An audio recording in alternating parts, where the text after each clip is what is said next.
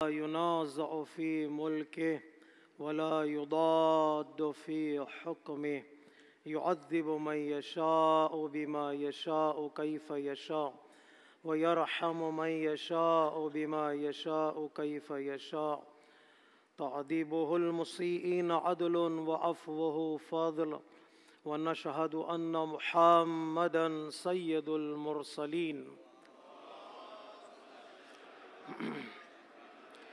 وخير المبشرين والمنذرين صلى الله عليه وآله الهداة المهديين من ركب سفينتهم نجا واهتدى ومن تخلف عنها ضل وغرق وهوى أوصيكم عباد الله بالاعتصام بالتقوى فإنه حبل متين وعروة أثقى أما بعد فقد قال رسول الله صلى الله عليه وآله وسلم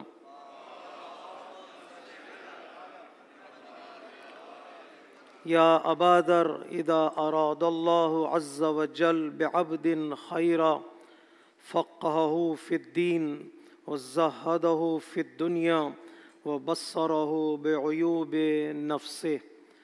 نماز گزاران عزیز، خطبہ اول کی ابتدا میں اپنے نفس کے ساتھ ساتھ آپ تمامی حضرات کو تقوی الہی کی دعوت دیتا ہوں۔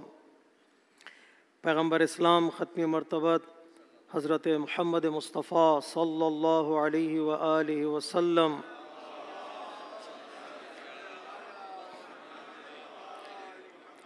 حضرت ابو ذر علیہ الرحمہ کو نصیحت کرتے ہوئے ارشاد فرماتے ہیں کہ ابو ذر اذا اراد اللہ عز وجل بعبد خیرا، جب اللہ تبارک و تعالی اپنے کسی عبد، اپنے کسی سرونٹس کے ساتھ نیکی کرنا چاہتا ہے، خیر کرنا چاہتا ہے، تو اسے تین چیزیں عطا کرتا ہے۔ پروردگار کی ذات عطا کرنے والی ذات ہے۔ صرف انسان کو عبد بننا ہے۔ جب انسان سرونٹ بنے گا، غلام بنے گا، اللہ کی بارگاہ میں سر جھکانا والے بنے گا، تو اللہ تبارک و تعالی عطا کرتا ہے، اسے تین چیزیں عطا کرے گا۔ پہلی چیز جو بہت ہی ضروری ہے ہماری زندگی میں، فقہہ فی الدین، دین شناسی بہت ضروری ہے۔ دین کا جاننا اور دیندار بننا بہت ضروری ہے۔ اللہ تبارک و تعالیٰ کسی بھی انسان کو جو بہترین نعمت عطا کرتا ہے، خیر عطا کرتا ہے، اسے دیندار بنا دیتا ہے۔ ایک دین کا علم رکھنا جو دین دانی کہا جا سکتا ہے، نوئنگ دا نالج، اس سے بڑھ کر دین کو جاننے کے بعد دین پر عمل کرنا ہے، دیندار بننا ہے۔ دیندار یعنی جن کی زندگی میں دین نظر آنا چاہیے۔ کبھی دین دل میں ہوتا ہے، کبھی دین انسان کے علم میں ہوتا ہے، کبھی انسان کی زندگی میں ہونا چاہیے۔ جب انسان دیندار بن جاتا ہے، ریلیجیس جو آج کی دنیا میں کہا جاتا بن جاتا ہے، یہ درحقیقت اللہ تبارک و تعالیٰ نے اسے یہ نعمت عطا کی، اللہ نے اسے نوازا ہے۔ بہت ضروری ہے کہ انسان جانے کس طرح میں دیندار بن سکتا ہوں، کس طرح میں دین کے قریب بن سکتا ہوں، کس طرح میں دیندار کہلا سکتا ہوں۔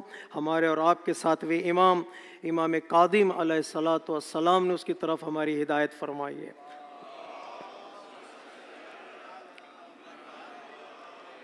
امام فرماتے ہیں دیندار بننے کے لیے یہ جاننا ضروری ہے کہ پہلا سٹیپ یہ کہ تم یہ جانو کہ تمہارا پیدا کرنے والا کون ہے، تمہیں نعمت دینے والا کون ہے، تمہیں اس دنیا میں لانے والا کون ہے، تمہاری بقا کا ضامن کون ہے، یہ جاننا ضروری ہے۔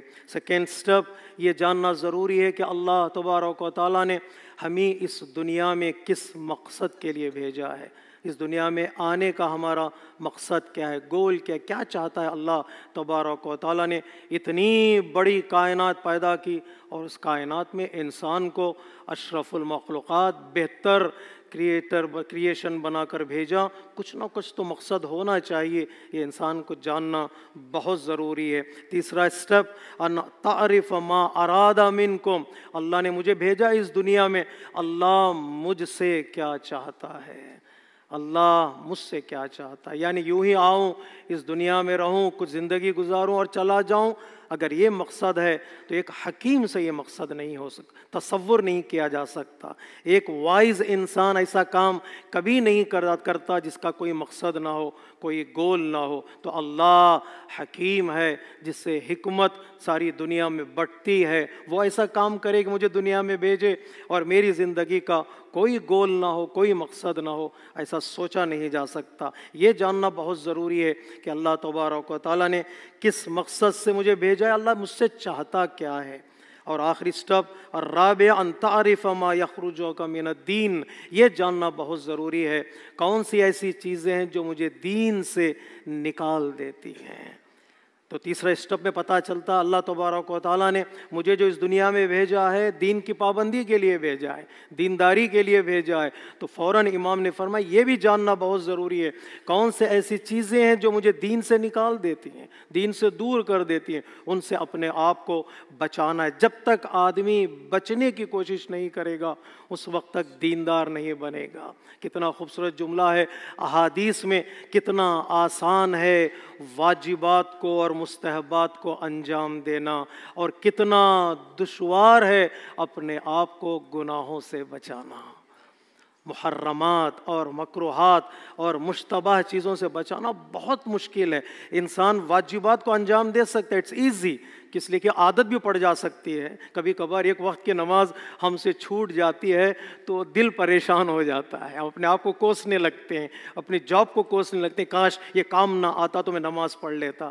کیا اتنا ہی حساس آدمی ہوتا ہے جب گناہ سامنے آتا ہے، کہ اتنا ہی آدمی سینسیٹیو ہوتا ہے، کیوریس ہوتا ہے جب کوئی گناہ کا موقع آتا ہے۔ جب آدمی گناہ کے موقع پر بھی ایسے ہی اظہار کرے، ایسے ہی پشیمانی کا خیال کرے تو یقیناً اس کے اندر دین آ جاتا ہے۔ یہ جاننا بہت ضروری ہے، کبھی گناہ انسان کو دین سے دور کر دیتا ہے، کبھی انسان کے غلط تصورات دین سے دور کر دیتے ہیں، کبھی انسان کے مادی خواہشیں، میٹیریل جو تصورات انسان کے ذہن میں آتے ہیں دین سے دور کر دیتے ہیں۔ جو بھی چیز دین کو حاصل کرنے کے لیے بیریئر بنے، رکاوٹ بنے، ان سے بچنا بہت ضروری ہے، تب جا کر انسان دیندار بنتا ہے۔ یہ اللہ تبارک و تعالیٰ کی طرف سے آتا ہے۔ اگر کسی کی زندگی میں دینداری ہے، وہ ریلیجیس ہے، اس کی زندگی میں اللہ ہے، تو ایک سجدہ شکر بجا لائے، اس لیے کہ اللہ تبارک و تعالیٰ کی ایک نعمت اس کی زندگی میں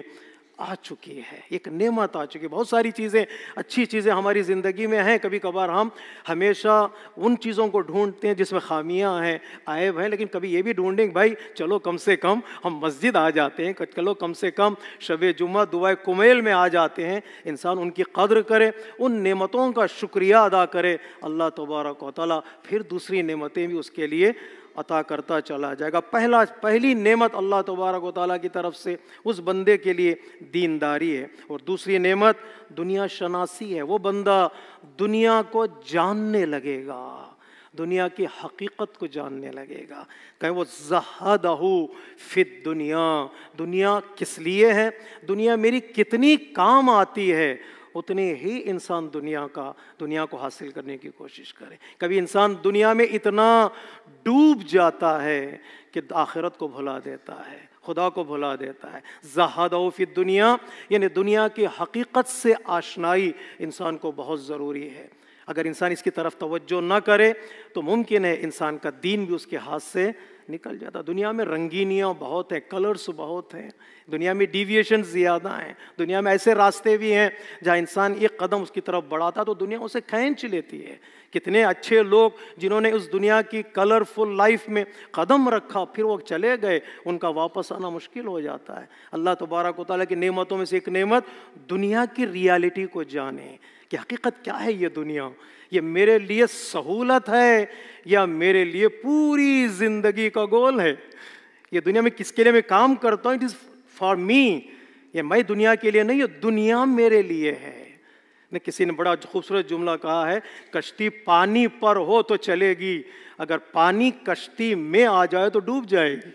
یہ دنیا پانی کی طرح ہے، اسے نیچے رکھو، اپنی زندگی کو کشتی بناؤ، شپ بناؤ، چلتے چلے جاؤ۔ اگر یہ دنیا ہمارے دل کے اندر آ جائے تو یہ دنیا مجھے ڈبو دے گی، مجھے غرق کر دے گی. جس طرح کشتی کے اندر پانی آ جائے وہی پانی ہے, نیچے رہے تو پانی ہے, اوپر ہے تو پانی ہے. یا کسی اور اسکالر نے کہا مٹی کو زمین کے اوپر رہو, پیر کے نیچے رکھو, چلنے کے قابل بنو گے, اگر سر پر اٹھا لو گے قبر بن جائے گی. یہی مٹی ہے, اگر پیر کے نیچے رکھو گے تو چلو گے. تو دنیا مٹی کی طرح ہے, پیر کے نیچے رکھو, چلتے چلے جاؤ, سہولتیں فراہم کرتے چلے جاؤ, بیوٹیفل زندگی گزارو, سکسیسفل لائف گزارو. اگر سر پر اٹھا لو گے وہی مٹی تمہیں قبر میں بدل دے گی, تمہیں غرق کر دے گی مٹی کے اندر, زمین کے اندر. تو لہٰذا دنیا شناسی بہت ضروری ہے. کئی چیزیں احادیث میں ہمارے پاس ہیں, جیسے حدیث میں ہے پیغمبر اسلام فرماتے ہیں الدنیا سجن المؤمن وجنت الکافر. دنیا مومن کے لیے قید خانہ ہے. کہ جتنا بھی کما لے بندہ, دنیا قید خانہ ہی ہے. نہیں, قید خانہ بہت دو تصور ہو سکتے ہیں. قید خانہ کمپیئر ٹو آخرت, کمپیئر ٹو جنہ. دنیا کو کمپیریزن میں لے آئے جنت کے, کیا ہے دنیا؟ جنت کے مقابل میں, آخرت کے مقابل میں ہیچ ہے.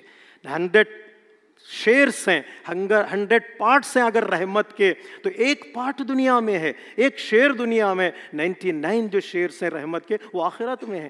1% ٹو کمپیئر ٹو 99%, زمین تا آسمان فرق ہے اس دنیا میں اس دنیا میں. اگر 99% کے مقابل میں 1% قید خانہ ہے, 1% زندان ہے. اگر اس دنیا آخرت کا تصور کرے وہاں کیا نعمتیں ملیں گی بندے کو, ایک تصور ایک ہے. دوسرا تصور جو بیان کیا گیا وہ یہ انسان کا جسم ہے اور انسان کی روح ہے. دنیا زندان بنے, پریزن بنے فار مائی باڈی, تاکہ میری روح آزاد ہو جائے, میری روح فری ہو جائے. Compare to body and soul, تو کمپیریزن کرے گا تو باڈی کے لیے دنیا قید خانہ ہی ہے, اور روح انسان کے آزاد ہو جائے تو یقیناً وہ جنت ہے, یقیناً وہ ایک سکون والی کمفرٹ والی زندگی ہے. تو دنیا سجن المومن, اس لیے کہ باڈی مومن کی دنیا میں ریسٹرکٹیڈ ہے, لمیٹیڈ ہے. جہاں لمیٹیشن ہو, ریسٹرکشن ہو. قید خانے میں ہوتا کیا ہے, پریزن میں پیر نہیں پھیلا سکتے, سیدھا سو نہیں سکتے. دنیا میں تو یہی ہے بھیا, کہاں ملتا ہے ہم جو چاہتے ہیں وہ دنیا میں. جی ملتا ہے کہ ہماری باڈی کو ساری چیزیں ملیں گی. جی آج کل خواب میں بھی دوسری شادی کا سوچ لو تو بیوی کو پتہ چل جاتا ہے. اتنی ریسٹرکشن ہے, خواب میں بھی سوچ لو تو پھر بیوی کہے گی کیا سوچ رہے تھے تم. چہرہ پڑھ کے بتا دے گی تمہارا ارادہ غلط ہے, تمہاری انٹینشن غلط ہے.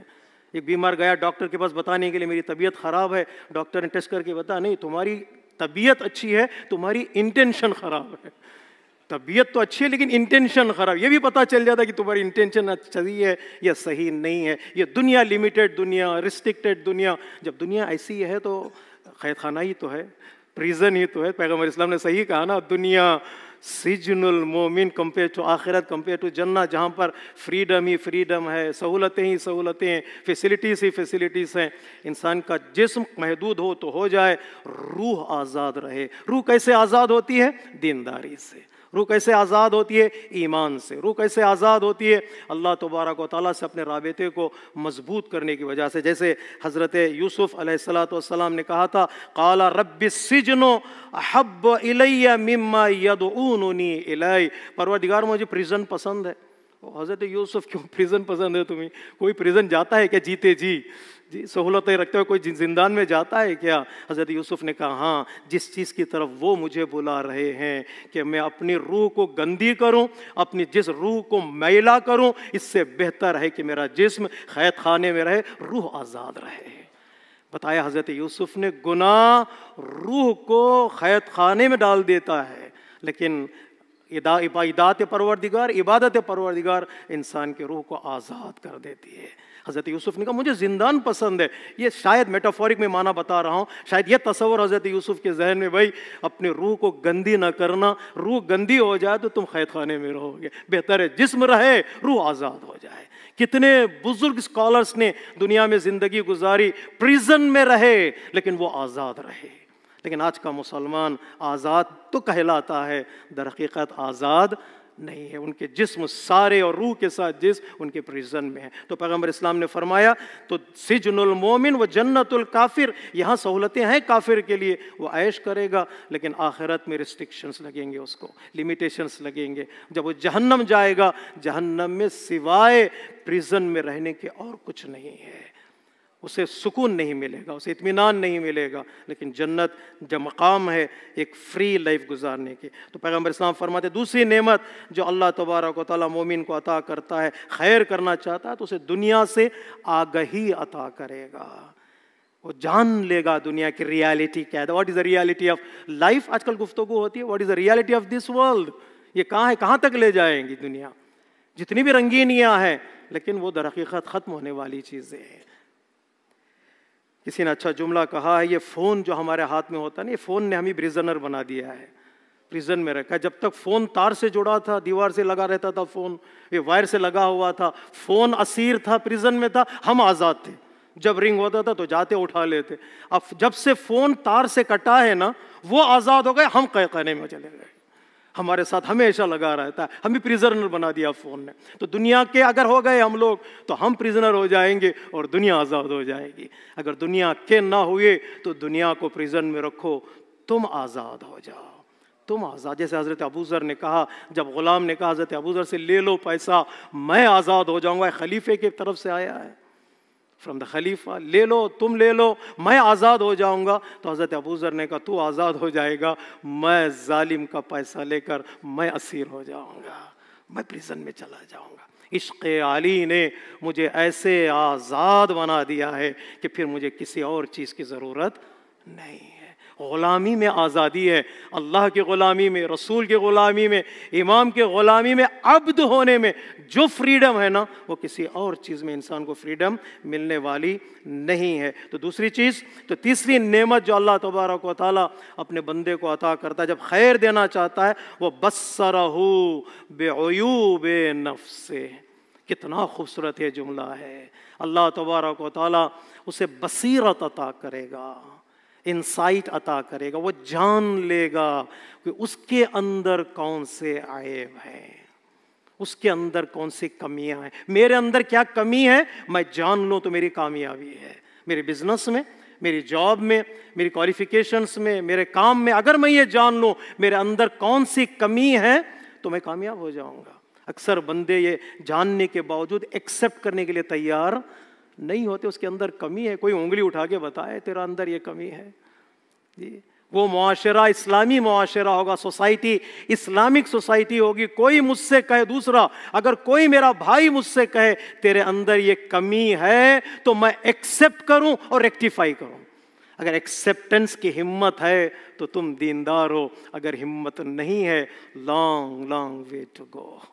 وہ بصرہ بعیوب نفسہ، تمہیں معلوم ہونا چاہیے ہم وی آر ایکسپرٹ، ہم دوسروں کے عیب ڈھونڈنے میں ایکسپرٹ ہیں، اس کے اندر دیکھو یہ عیب ہے، اس کے اندر یہ دیکھو یہ عیب ہے، لیکن اپنے اندر جو عیب ہیں اس کی اگر لسٹ میں نہ لکھنے لگوں، لسٹ لکھنے لگوں، بہت ہمت چاہیے، بہت شجاعت چاہیے، کریج چاہیے، بندہ اپنے عیبوں کو ایک پیپر پر لکھے۔ نہیں، کسی اسکالر نے جب ہسبینڈ اینڈ وائف کاؤنسلنگ کے لیے اس کے پاس پہنچے تو ہسبینڈ کے ہاتھ میں ایک پیپر، وائف کے ہاتھ میں ایک اس نے پیپر دیا اور قلم دیا اور دونوں کو الگ الگ کمروں میں بٹھایا اور بٹھانے کے بعد کہا تم ایک دوسرے کی اچھائیاں لکھو۔ ہسبینڈ سے کہا تم وائف کی اچھائیاں لکھو، good things you know about your wife لکھو پیپر پر۔ 1 گھنٹے تک اسکالر نے انتظار کیا، نہ اس نے ایک جملہ لکھا نہ اس نے ایک جملہ لکھا۔ پھر اسے اسکالر نے کہا اب جاؤ سیم کمرے میں، اب لکھو ایک دوسرے کے عیب لکھو۔ 5 منٹ میں ایڈیشنل شیٹ چاہیے تھا ان کو، سر ایڈیشنل شیٹ لکھتے جا رہے ہیں، ہسبینڈ بیوی کے خلاف لکھ رہا ہے، بیوی ہسبینڈ کے خلاف لکھتے چلے جا رہے۔ تو اسکالر نے کہا کتنا آسان ہے عیبوں کا لکھنا، کتنا مشکل ہے اچھائیوں اور نیکیوں کا لکھنا۔ ایک اپنے عیب کو لکھو تو بڑا مشکل ہے، دوسرے کے عیب کو لکھو ایڈیشنل شیٹ چاہیے اور کتنے پیپر چاہیے، ساری کتابیں بھر جائیں گے عیب لکھتے لکھتے۔ لیکن انسان اپنا ایک عیب نہ آئیڈینٹیفائی کرے گا، نہ اکنالج کرے گا اور نہ دور کرنے کی کوشش کرے گا۔ اگر نعمت پروردگار کو حاصل کرنا ہے اپنے عیبوں کی ایک فہرست بنائے، ایک لسٹ بنائے، اسے دور کرنے کی کوشش کرے، ایکسیپٹ بھی کرے بندہ۔ چھٹے امام فرماتے میرا بہترین دوست وہ ہے جو مجھے بتائے میرے اندر عیب کیا ہے۔ تعریف کرنے والے کتنے ملیں گے، چاپلوسی کرنے والے کتنے ملیں گے، سامنے مدح کرنے والے کتنے ملیں گے، کیا کوئی ہے جو مجھے بتائے یہ عیب تمہارے اندر ہے؟ شاید بتانے والے مل جائیں گے، کیا میں ایکسیپٹ کرنے کے لیے تیار ہوں؟ کوئی مجھ سے کہہ دے کہ یہ تمہارے اندر عیب ہے، سارے خاندان کو اٹھا دوں گا میں۔ تم اپنے چچا کو دیکھو، اپنے ماموں کو دیکھو، اپنے بھائی ماموں چچا کیا کر رہے تھے، میرے اندر یہ عیب ہے تو مجھے دور کرنا چاہیے، مجھے ریکٹیفائی کرنا چاہیے۔ بصرہ بعیوب نفس سے اپنے عیبوں کو جان لے، وہ انسان کامیاب ہو جاتا ہے۔ کسی نے اچھی مثال دی، پرشین پوئٹ نے خوبصورت مثال دی ہے۔ ایک مرتبہ ایک لہسن نے، گارلک نے آنین سے کہا تمہارے اندر کتنی بدبو ہے، تو پلٹ کر آنین نے کہا دیکھو بھول کون رہا ہے، بھول کون رہا ہے، ہزاروں عیب میرے اندر ہیں، میرے آنکھ میں پتھر پڑا ہوا ہے، میرے آنکھ میں سارا درخت ہے، ٹری پڑا ہوا ہے، لیکن مجھے نظر آتا ہے تو دوسروں کے آنکھ کا تنکا نظر آتا ہے۔ اس کے بجائے کہ میں دوسروں کے آنکھ کا تنکا دیکھوں، اپنے آنکھ میں پھنسا ہوا درخت ہے اسے نکالنے کی کوشش کروں، دنیا بڑی خوبصورت ہو جائے گا۔ اللہ تبارک و تعالی ہم سب کو توفیق دے کہ ہم اپنے آپ کو پہچانیں، دنیا کو پہچانیں، دین کو پہچانیں، تو ہماری زندگی کامیاب ہو جائے گی۔ ان احسن الحدیث وابلغ الموعظہ کتاب اللہ، بسم اللہ الرحمن الرحیم،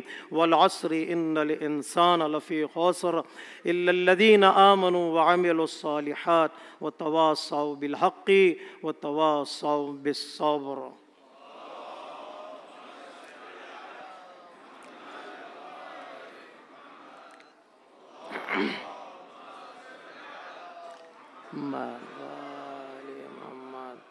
اللهم صل على محمد۔ بسم اللہ الرحمن الرحیم۔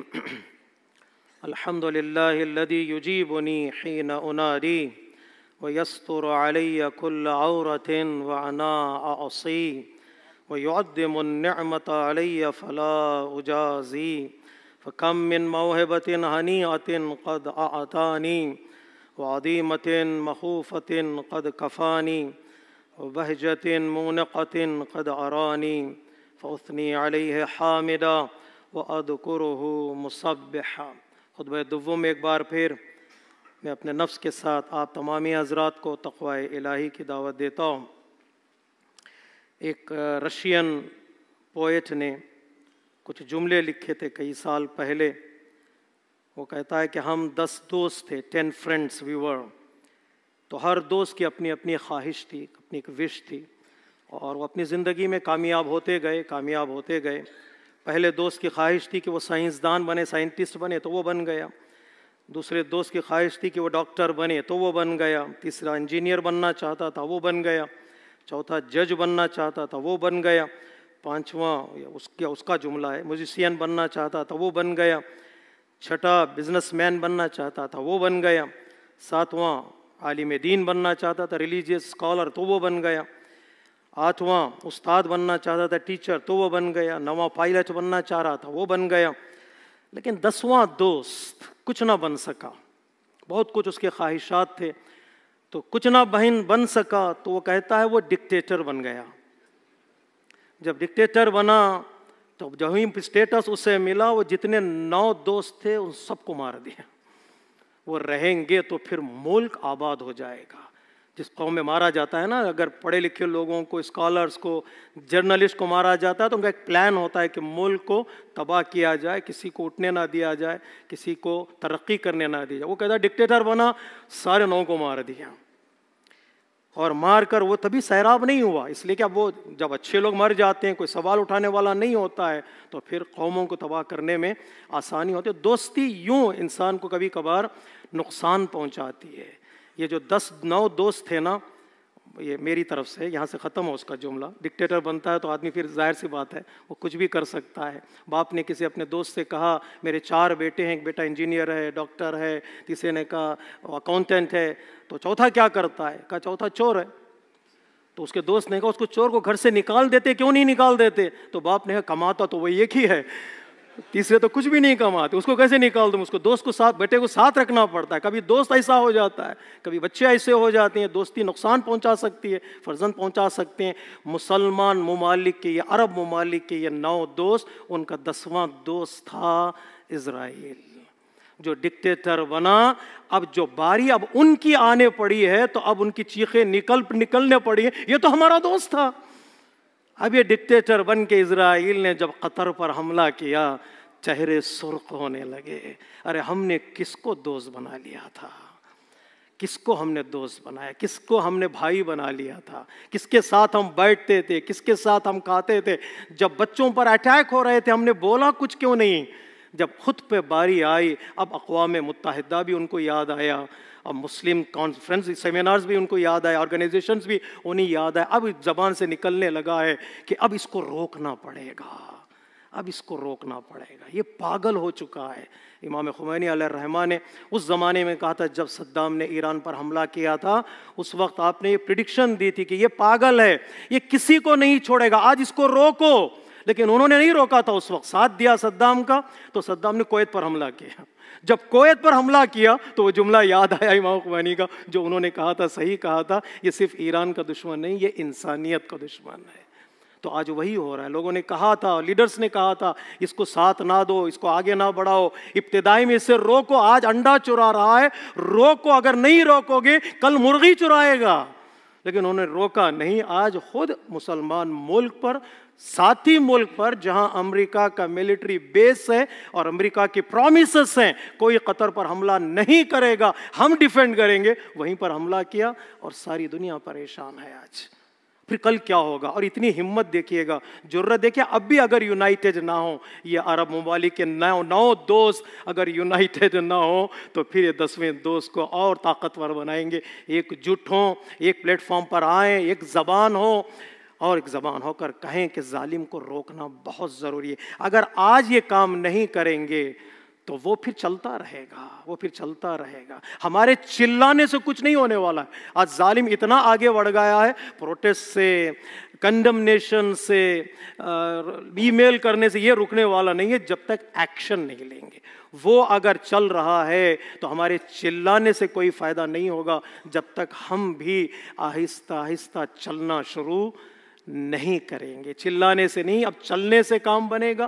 چیخ و پکار سے نہیں، اب قیام سے کام کرنا پڑے گا. مسلمان ممالک جاگیں، روکیں دشمن کو. اگر دشمن کو نہیں روکیں گے، آج ہمارا گھر جلا تھا تم خاموش تھے، اب تمہارا گھر جلنے لگا ہے تو کہیں دوسرے بھی خاموش نہ ہو جائیں، دوسرے بھی خاموش. اتنی ہمت ہے کہ وہ بے بانگ دہل دن میں یہ اعلان کرتا ہے ہم اور ماریں گے اور ماریں گے. تو اس کا مطلب یہ ہے کہ اب روکنے کی باری آئی، قیام کرنے کی باری آئی. اب بات آ گئی ہے تم تک تو کم سے کم دوسرے ملکوں تک آگ پھیلنے سے پہلے قیام کرنا بہت ضروری ہے. کہ ایسا نہ ہو کہ ایک گھر کے بعد دوسرا گھر، دوسرے گھر کے بعد تیسرا گھر، ایک ملک کے بعد دوسرا ملک. کئی ملک ہمارے تباہ ہو گئے، سوتے رہے، کئی ملک تباہ ہو گئے. کہیں ایسا نہ ہو دیکھتے دیکھتے اور ملک بھی تباہ ہو جائے.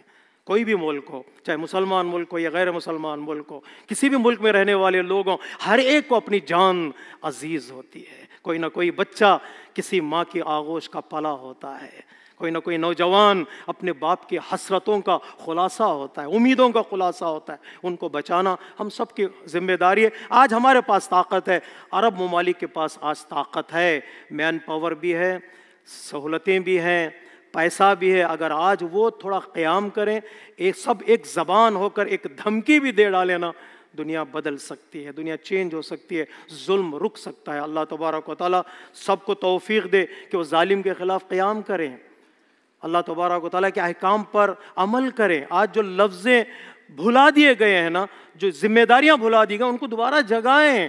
کوئی میرے گھر پہ پتھر مارتا تو میں جاگ جاتا ہوں، کوئی میرے ملک پہ پتھر مارا، میرا ملک بھی تو میرا گھر ہے، میری کمیونٹی تو بھی میرا گھر ہے، میری سوسائٹی بھی تو میرا گھر ہے. کوئی میری سوسائٹی کے خلاف بولتا ہے تو مجھے بولنا چاہیے، کوئی میرے مذہب کے خلاف بولتا ہے تو بولنا چاہیے، کوئی اگر میرے ملک کے خلاف بولتا ہے تو مجھے بولنا چاہیے. میری ذمہ داری ہے، میری رسپانسبلٹی ہے کہ میں بولوں، کہوں، قیام کروں. اللہ تبارک و تعالیٰ نے قرآن مجید میں کہا تم سب کی ذمہ داری ہے قیام کرو.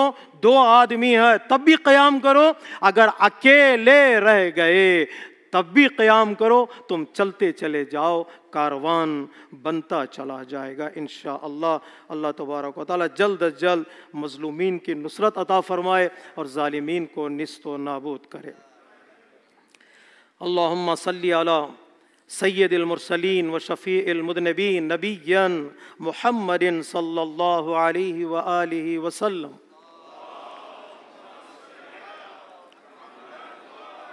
وعلى إمام المسلمين وقائد الغر المحجلين أمير المؤمنين علي بن أبي طالب